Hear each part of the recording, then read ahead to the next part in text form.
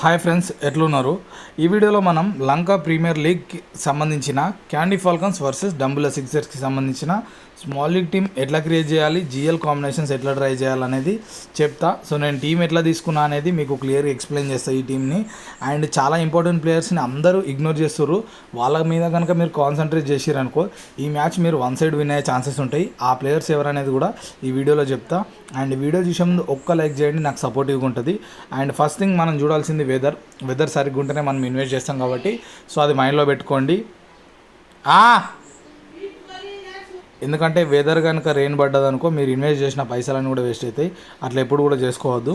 అందుకే నేను first weather report చెప్తాను మన వీడియోస్లో. ఇక మ్యాచ్ చూసుకుంటే మనకి రెయిన్ అయితే లేదు, మోస్ట్లీ క్లౌడీ ఉంది. రెయిన్ పడే ఛాన్సెస్ అయితే లేవు, మీరు ఇన్వెస్ట్ చేసుకోవచ్చు, ఎటువంటి ప్రాబ్లం లేదు.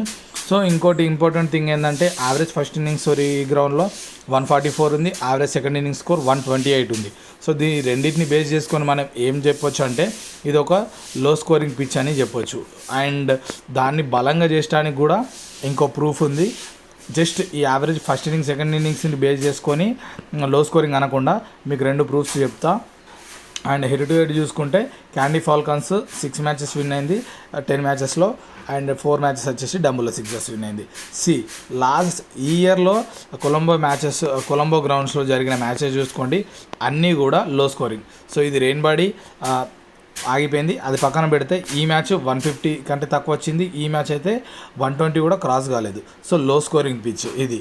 అండ్ ఇది ఒకటి మాత్రమే నేను కన్సిడర్ చేయట్లే. లాస్ట్ ఇయర్ ఆ గ్రౌండ్లో జరిగిన 15+ మ్యాచెస్లో ఆల్మోస్ట్ ఆల్ ప్రతి మ్యాచ్లో 140, 150, 140, 150 ఈ రేంజ్లోనే స్కోర్స్ ఉన్నాయి majority of the matches. So దాన్ని బేస్ చేసుకొని మనం ఈ మ్యాచ్ కూడా 150 లోపు వచ్చే ఛాన్స్ ఉంది. సో దీన్ని బేస్ చేసుకొని మీరు ఏం చేయొచ్చు అంటే మీ టీమ్స్లో ఎక్కువ బౌలర్స్ని ఆల్రౌండర్స్ని తీసుకోవడానికి ట్రై చేయండి. బ్యాటర్స్ని మినిమైజ్ చేసుకోండి, అంటే తక్కువ ప్లేయర్స్ని తీసుకోండి.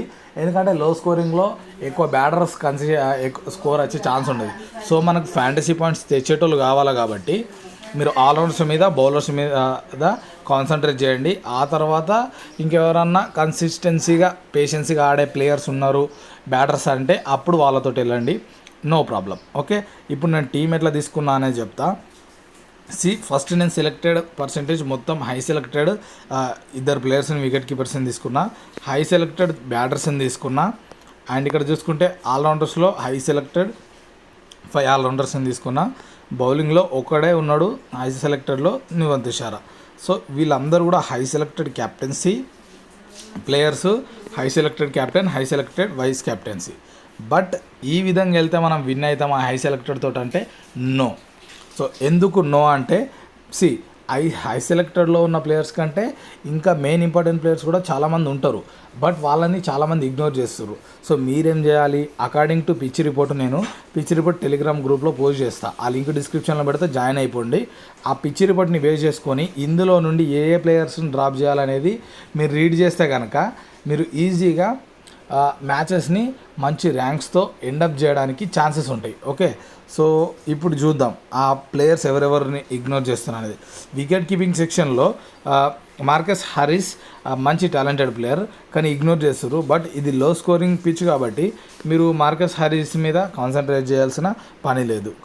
ఓకే, సో బ్యాటింగ్ సెక్షన్లో చూసుకుంటే మనకి ఇద్దరు కమిండ్ మెండిస్ అండ్ జర్దాన్ ఇద్దరిని కూడా ఇగ్నోర్ చేస్తారు. సెలెక్టెడ్ పర్సెంట్ 21 ఉంది, కమిండ్ మెండిస్ 22% ఉంది. సో తిన పాయింట్స్ చూసుకోండి, ఆల్రెడీ 255 పాయింట్స్, అంటే ప్రతి మ్యాచ్ కూడా మంచి పర్ఫార్మెన్స్ చేస్తుండు, బౌలింగ్ కూడా వేస్తుండు. సో ఈ మ్యాచ్కి ఆడితే మీరు తీసుకోవడానికి ట్రై చేయండి, ఎందుకంటే ఓవర్స్ వేసి ఎంతో కొంత మనకి తీసుకోవచ్చనే ఛాన్స్ అయితే హైగా ఉంది. ఓకే, అండ్ ఇక్కడ చూసుకోండి ఇబ్రాహీం జర్దాన్. సో తినైతే పక్కా టీంలో ఉండాల్సిన ప్లేయర్. ఏ ప్లేయర్ని డ్రాప్ చేయాలనేది నేను చెప్తా. సో మీరు చాప్మాని డ్రాప్ చేసి జర్దాన్ తోటి కూడా వెళ్ళొచ్చు, ఎటువంటి ప్రాబ్లం లేదు. అకార్డింగ్ టు పిచ్ ఎవరినో ఒకరిని డ్రాప్ చేసి జర్దాన్ అయితే మీ టీంలో క్యారీ చేయాలి, ఎందుకంటే 21% ఉంది. తిను కన్సిస్టెన్సీగా స్కోర్ చేసే టాలెంటెడ్ ప్లేయర్ ఆఫ్ఘనిస్తానీ. సో అదొకటి గుర్తుపెట్టుకోండి. ఇతన్ని మీద మీరు ఒక కన్నేసి ఉంచుర్రి. అండ్ ఆల్రౌండ్స్ విషయానికి వస్తే ఇక్కడ 3 ప్లేయర్స్ని అయితే చాలామంది ఇగ్నోర్ చేస్తారు, బట్ ఈ 3లో మీరు ఎక్కువ కాన్సన్ట్రేట్ చేయాల్సింది దుష్మత్ హేమంత. సో తిను ప్రతి మ్యాచ్లో వికెట్ తీసుకుంటూ వస్తుండు. అండ్ టాలెంటెడ్ ఆల్రౌండర్ కూడా. బ్యాటింగ్ ఛాన్స్ వస్తే బ్యాటింగ్ కూడా చేస్తాడు, ఎందుకంటే లో స్కోరింగ్ కాబట్టి తినే వరకు బ్యాట్ ఛాన్స్ కూడా వచ్చే ఛాన్స్ ఉంది ఎంతో కొంత. ఓకే, సో వికెట్ పరంగా తినని మీరు కవర్ చేయాల్సి ఉంటుంది. అండ్ మీకు బ్యాటింగ్ సెక్షన్లో కూడా హెల్ప్ అవుతాడు. మోర్ ఓవర్ 38% మాత్రమే సెలెక్టెడ్ పర్సెంట్ ఉంది. సో ఎవరి ప్లేస్లో రీప్లేస్ చేయాలంటే మీరు విక్రమసింఘే ప్లేస్లో దుష్మత్ హేమంత్ అని అయితే మీరు ట్రై చేయొచ్చు. సో ఇతని మీద కూడా ఒక కన్నేసి ఉంచుర్రి. ఓకే, దుష్మత్ హేమంత్. అండ్ బౌలింగ్ సెక్షన్లో ఇక 3-4 మెంబర్స్ అయితే చాలా మెయిన్ ప్లేయర్సే వీళ్ళు. ఇస్లాం, నువాన్ ప్రదీప్, హసనైన్, మధుశనక. సో వీళ్ళు ఎవరు ఫస్ట్ బౌలింగ్ వేస్తారు, ఎవరు సెకండ్ బౌలింగ్ వేస్తారు అన్న డిపెండెన్సీ మీద వీళ్ళని పిక్ చేయాల్సి ఉంటుంది. Example candy falcons first bowling చేస్తే హసనైన్ని, ఇస్లాంని ట్రై చేయాల్సి ఉంటుంది. లేదు ఫస్ట్ బౌలింగ్ డంబులో స్ట్రైకర్ చేస్తే నువాన్ ప్రదీప్, మధుశనకని తీసుకోవాల్సి ఉంటుంది. ఒకవేళ ఇనిషియల్గా పేసర్స్కి హెల్ప్ఫుల్ ఉంటే మధుశనకని తీసుకుంటే హెల్ప్ఫుల్ అవుతుంది. లేదు ఫస్ట్ బౌలింగ్ వేస్తే డెత్ వేస్తాడు కాబట్టి నువాన్ ప్రదీప్ని తీసుకోవచ్చు. ఓకే, ఇక్కడ క్లియర్గా ఇనూరి నేనేం చెప్తున్నాను అనేది, డెత్ ఎవరు వేస్తుర్రు, పేస్ ఎవరికి అసిస్టెన్స్ అనేది. అండ్ ఒకవేళ ఫస్ట్ బౌలింగ్ చేస్తే హసనైన్ ఉంటే తను కూడా వికెట్స్ తీస్తాడు. సెకండ్ బౌలింగ్ చేసినప్పుడు కూడా ఇస్లాం హెల్ప్ఫుల్ అవుతాడు. సో ఇట్లా చాలా చేంజెస్ తోటి మీరు బేస్డ్ ఆన్ టాస్ ప్లేయర్స్ని తీసుకోవాల్సి ఉంటుంది. సో ఓవరాల్గా టీం అనేది నేను ఫైనల్ టీం టెలిగ్రామ్లో పోస్ట్ చేస్తే ఇక్కడ చెప్పినా కదా మీరు కన్నేయాల్సిన ప్లేయర్స్ వీళ్ళే.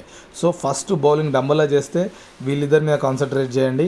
అండ్ ఫస్ట్ బౌలింగ్ కేఎఫ్ఎల్ చేస్తే గిన ఇస్లాం మీద, హసనైన్ మీద కాన్సన్ట్రేట్ చేయండి. ఓవరాల్గా మీరు మెయిన్గా దుష్మత్ హేమంత అండ్ ఇబ్రాహీం జర్దాన్ మీద అయితే చాలా పెద్ద కన్నేసి పెట్టుర్రి. అండ్ నార్మల్గా డిఫాల్ట్గా మిగతా టీం అంతా సేమ్ ఉంటుంది. చెప్పినా కదా ఆ టీంలో చేయాల్సిన 2 చేంజెస్ మెయిన్ టీంలో చెప్పేసిన. అండ్ ఇప్పుడు మళ్ళీ చెప్తా, ఈ మెయిన్ టీంలో మీరు డ్రాప్ చేయాల్సిన ప్లేయర్స్ ఏంటంటే మీరు ఈ ఇద్దరు ప్లేయర్స్లో ఒకరిని ఛాన్స్ తీసుకొని ఐజార్దాన్ని తీసుకోవాల్సి ఉంటుంది. అండ్ ఇక్కడ చూసుకుంటే మనకి లైక్ విక్రమసింఘే ప్లేస్లో హేమంత్ అని ట్రై చేసే ఛాన్స్ అయితే ఉంటుంది. ఓకే, ఓవరాల్గా ఇది ఈ వీడియో ప్రిడిక్షన్. అండ్ వీడియో నచ్చితే ఒక లైక్ చేయండి. గ్రాండ్ లీగ్స్ గురించి ఇప్పుడు మళ్ళీ ఎక్స్ప్లెయిన్ చేయబోతున్నా. గ్రాండ్ లీగ్స్లో మీరు ఈ టీం అంతా ఇట్లనే పెట్టుకొని ఈ ప్లేయర్స్ని రొటేట్ చేయండి. ఈ ప్లేయర్స్ ఎవరైతే ఉన్నారో వీళ్ళ ప్లేస్లో రొటేట్ చేయండి. చాలామంది నన్ను అడిగారు గ్రాండ్ లీగ్స్లో రొటేట్ చేసి చూపించమని. సో నేను ఇప్పుడు చూపిస్తాను మీకు గ్రాండ్ లీగ్స్ కూడా. కాపీ చేసుకోండి ఇదే టీంని. ఈ టీంని కాపీ చేసుకున్నాక నేను ఏం చేస్తున్నా, సో కుశల్ పెరేరాని రిమూవ్ చేస్తున్నా. కుశల్ పెరేరా ఓపెనింగ్ వస్తాడు కాబట్టి తినను అవుట్ చేయాలంటే ఫస్ట్ ఎవరు వేస్తారు, హసనైన్, ఇస్లాం వేస్తారు. సో నేను ఇస్లాంని పెట్టుకుంటున్నా. ఓకే, సో ఇస్లాంని పెట్టుకుంటున్నా కాబట్టి నేను ఇక్కడ కుశల్ పెరేరాని డ్రాప్ చేసిన. సో ఇదొక combination. Okay, captaincy vice captaincy మీరు రొటేట్ చేసుకోండి. జస్ట్ నేను ప్లేయర్స్ చెప్తున్నా. మళ్ళీ ఈ టీం చూసుకుందాం. ఇప్పుడు మళ్ళీ ఏం చేసినా ఇక్కడ నేను ఫ్లెచర్ని డ్రాప్ చేస్తున్నా. ఓకే, ఫ్లెచర్ని డ్రాప్ చేసి ఫ్లెచర్ కంటే ఎక్కువ ఫ్లెచర్ని డ్రాప్ చేసి నేను కే మెండిస్ని పెడుతున్నాను. ఎందుకంటే వీళ్ళ టాప్ ఆర్డర్ని తీసేస్తే నెక్స్ట్ బ్యాటింగ్ వచ్చేది కే మెండిస్ కాబట్టి కే మెండిస్ని పెట్టిన. అండ్ విక్రమసింఘేని డ్రాప్ చేసి ఇంకొక ఎక్స్ట్రా క్యాండీ ఫాల్కన్ ప్లేయర్స్ని పెడుతున్నా. సో వీళ్ళిద్దరు ఓపెనింగ్లో వీళ్ళ టాప్ ఆర్డర్ని ఎత్తేస్తే కే మెండిస్కి బ్యాటింగ్ వస్తుంది కాబట్టి నేను ఇట్లా తీసుకున్నా ఈ టీంని. ఓకే, ఇంకో టీం నేను ఎక్కువ టీమ్స్ రొటేట్ చేయ 3-4 టీమ్సే మ్యాక్స్ వాడతా. సో ఇంకో టీంలో ఏం చేద్దాం, ఇంకో టీంలో చెన్నిమల్ని డ్రాప్ చేసి లైక్ కుశల్ పెరేరానే ఉంచుకుందాం. సో కుశల పెరేరాని ఉంచితే వీళ్ళిద్దరిని డ్రాప్ చేయాల్సి ఉంటుంది. ఎందుకంటే వీళ్ళిద్దరి పని మనకు ఉండదు. ఇక్కడ చూడండి like Kusal Perera and Reeza Hendricks opening వచ్చి మంచిగా ఆడారు అనుకో, వీళ్ళు ఎక్కువ వికెట్స్ తీసే ఛాన్స్ ఉండదు. సో వీళ్ళ ప్లేస్లో నేను మధ్యలో వేసే ఇంకో బౌలర్స్ని తీసుకుంటా. రమేష్ మెండిస్ మధ్యలో వేస్తాడు కాబట్టి తనని తీసుకుంటా. అండ్ డెత్లో వేస్తాడు కాబట్టి ఎవరు, ఇస్లాము, తనను కూడా తీసుకుంటా. సో ఈ విధంగా ఇంకో కాంబినేషన్ ట్రై చేస్తా.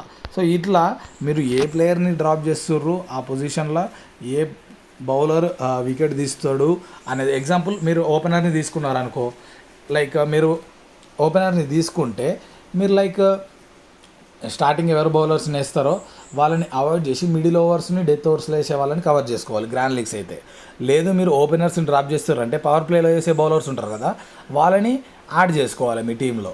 సో ఇట్లా ఏంటంటే ఒక ప్లేయర్ తీస్తున్నామంటే ఆ ప్లేయర్ ప్లేస్లో ఆ ప్లేయర్కి ఎగ్రెస్ట్గా ఇంకో ఏ ప్లేయర్ని పెట్టాలో మీరు రీడ్ చేస్తే ఆటోమేటిక్గా గ్రాండ్ లీగ్స్లో మంచి ర్యాంక్స్ డెఫినెట్గా వస్తాయి.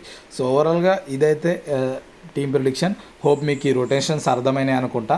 ఎక్కువ రొటేషన్స్ అవసరం లేదు, ఒక 3-4 రొటేషన్స్ చేసుకుంటూ ప్రతి మ్యాచ్ ట్రై చేస్తే మంచిగా సెట్ అయిన రోజు ఒకరోజు విన్ అవుతుంది. విన్ కాకుండా కూడా మీ మనీ మీకు రిటర్న్ వస్తూ ఉంటాయి కాబట్టి సో ఏ ప్రాబ్లం అయితే ఉండదు. Okay, thanks for watching. Video నస్తే ఒక లైక్ అయితే చేయడం మర్చిపోదబ్బా.